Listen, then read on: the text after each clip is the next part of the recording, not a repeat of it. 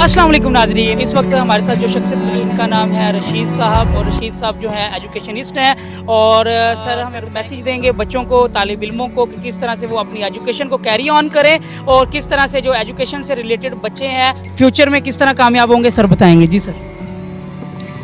जी अस्सलाम वालेकुम सबको। सर ने मुझे बात की है बच्चों को एजुकेशन के हवाले से मैसेज देने के लिए।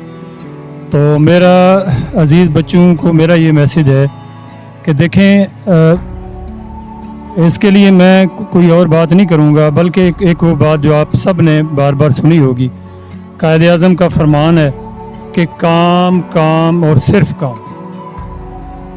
अगर आप इस फार्मूले पर अमल कर लें तो ये यकीनी बात है कि आप जो हैं ना सिर्फ अपनी क्लासेस में, अपनी आप जिस क्लास में तालीम हासिल कर रहे हैं ना सिर्फ उसमें एक्सेल कर सकते हैं, बल्कि आप ज़िंदगी के मैदान में आगे भी आप बहुत ज़्यादा तरक्की कर सकते हैं और आपके जो भी गोल्स हैं ज़िंदगी में आप उनको अचीव कर सकते हैं। माशाल्लाह सर ने बहुत ही अच्छा मैसेज दिया कि अगर आप दिल जमी से अपने काम को करेंगे तो अपने गोल्स को अचीव कर लेंगे। तो इसके साथ ही मैं इजाज़त चाहूँगा।